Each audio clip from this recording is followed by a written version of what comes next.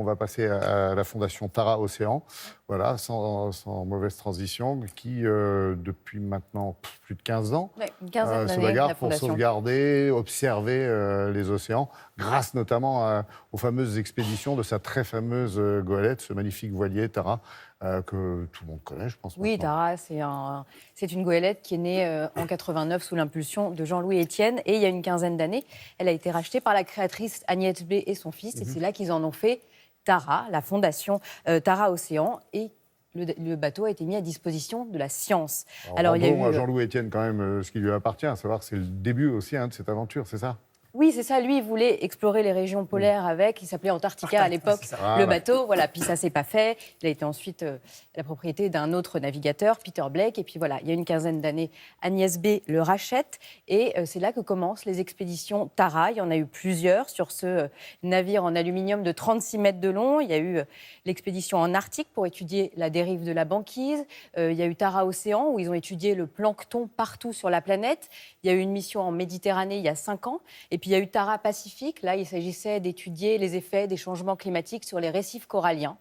Et cette année, nouvelle mission aux origines de la pollution plastique. Et aux origines de la pollution plastique, il y a quoi ? Il y a les villes. Les fleuves, les et ruisseaux. Voilà, pour se rapprocher au plus près des villes, on passe par les grandes fleuves. rivières. Exactement. Donc la Tamise à Londres, le Tibre à Rome, la Seine au Havre. Exactement. Ils ont étudié 10 fleuves en tout pour faire des prélèvements aux sources de cette pollution. Et alors Tara, c'est une aventure scientifique bien sûr, mais aussi humaine. À bord, il y a 15 personnes, des marins et des scientifiques qui travaillent main dans la main. C'est-à-dire que les marins aident au prélèvement et les scientifiques aident aux manœuvres, prennent leur quart.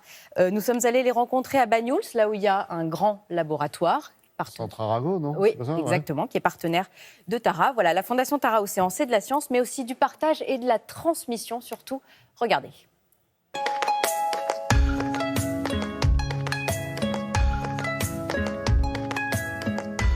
Bonjour à vous et bienvenue à bord. Actuellement, on est dans des prélèvements sur les grands fleuves d'Europe.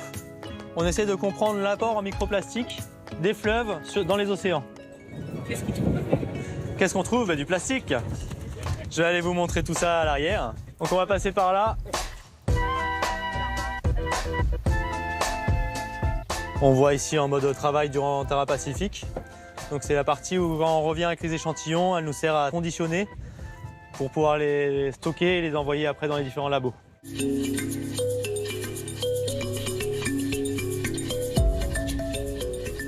Alors, un microplastique, c'est tout d'abord un objet en plastique qui s'est fragmenté et qui est devenu plus petit sous l'effet du soleil et de la chaleur et qui va faire moins de 5 mm.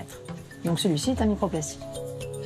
En fait, depuis le début, à chaque fois que Tara est passé à un endroit, la plupart du temps, ils ont retrouvé du plastique. En 2014, lorsqu'ils étaient en Méditerranée, ils ont trouvé des concentrations de plastique flottant, donc juste 1% des plastiques, où on avait autant de microplastiques que de zooplancton. Ce qui veut dire que pour un poisson, il avait une chance sur 2 de se tromper dans cette zone-là. Donc, ce qui veut dire que nous, on mange du poisson qui a été pollué. Beaucoup de gens pensaient que ces plastiques étaient relargués par des usagers de la mer. Or, on sait que 80% de ces plastiques-là viennent de la terre. Donc, ils viennent des fleuves. Donc, aujourd'hui, ce dont on avait besoin, c'est de le prouver. Donc, d'aller dans chacun des 10 plus grands fleuves européens, d'aller vérifier déjà quel type de plastique on peut identifier là-bas, et puis sous quelle forme surtout. 40% des plastiques aujourd'hui utilisés correspondent à de l'emballage. Donc aujourd'hui, l'idée c'est déjà de retirer ce suremballage très excessif.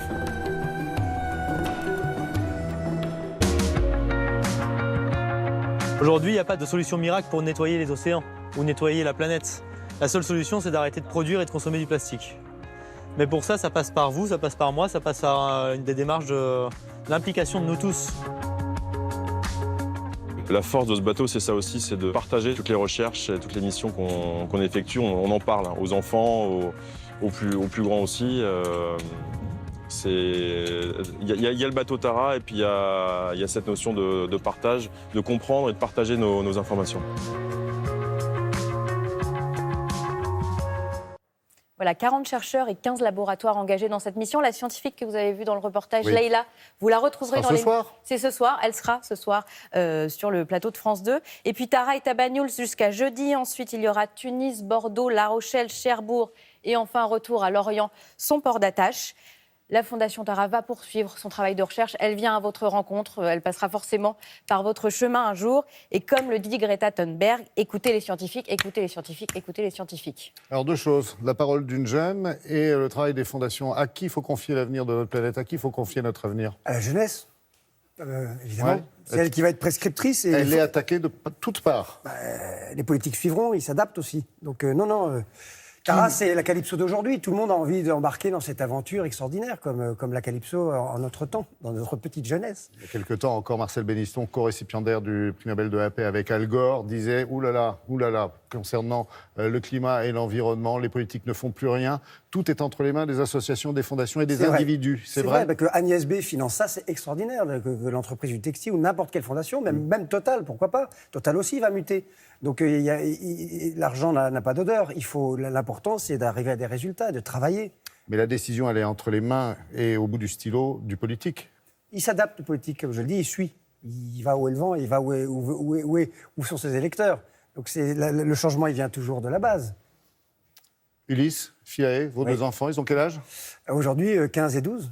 Ils ont confiance en nous? Oui, parce que c'est eux qui vont changer le monde. Ils ne sont pas en train de nous montrer du doigt et de nous dire « Vous, Si, les adultes, vous avez cassé notre jouet ». Un petit peu, mais il faut changer.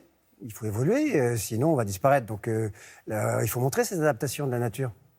Merci en tous les cas. Merci Alexandre. Je rappelle quand même que Madatrek, le film qui a été réalisé par vos soins, bien sûr, on a une image derrière de votre charrette avec vos ébus, de votre famille traversant Madagascar. Ce film la sobriété heureuse, tourné voilà, à Madagascar pendant 4 ans, sera diffusé sur les chaînes Voyage et France 5 du groupe France Télévisions, bien sûr, pendant les fêtes, 25 décembre, le 1er janvier. Un poussin de Noël. Voilà, exactement.